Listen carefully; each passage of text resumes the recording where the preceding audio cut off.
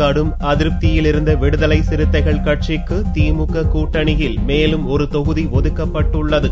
ஏற்கனவே ஒதுக்கப்பட்ட சிதம்பரம் தொகுதியுடன் திருவள்ளூர் தொகுதியும் அளிக்கப்பட்டுள்ளது. திமுக கூட்டணியில் இடம்பெற்றுள்ள விடுதலை சிறுத்தைகள் கட்சி வரும் லோக்சபா தேர்தலில் 3 தனி தொகுதிகள் மற்றும் 2 பொது தொகுதிகளை கேட்டது.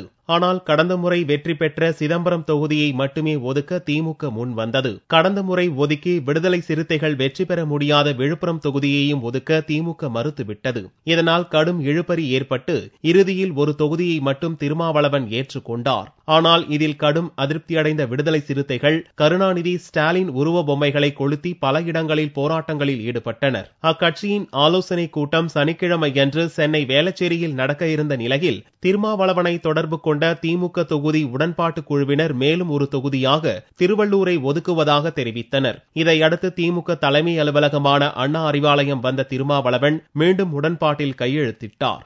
திராவிட முன்னேற்ற கழக கூட்டணியில் விடுதலை சிறுத்தைகள் 2 தொகுதிகளில் போட்டியிடுவதற்கு உடன்பாடாகியுள்ளது. கடந்த 6ஆம் தேதி ஏற்பட்ட உடன்பாட்டில் சிதம்பரம் தொகுதி மட்டும் கையெழுத்தானது.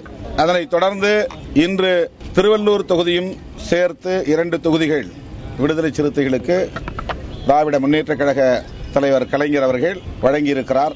ஒரு தொகுதி எமக்கு போதவில்லை, 3 தொகுதியாவது எங்களுக்கு வேண்டும் என்று தோழர்கள் ஆங்காங்கே குரல் எழுப்ப தொடங்கினார்கள். விடுதலை சிறுத்தைகளின் இந்த உணர்வுகளை மதித்து தலைவர் கலைஞர் அவர்கள் இந்த முடிவை எடுத்திருக்கிறார். வேற எந்த நிபந்தனையும் இதில் இல்லை.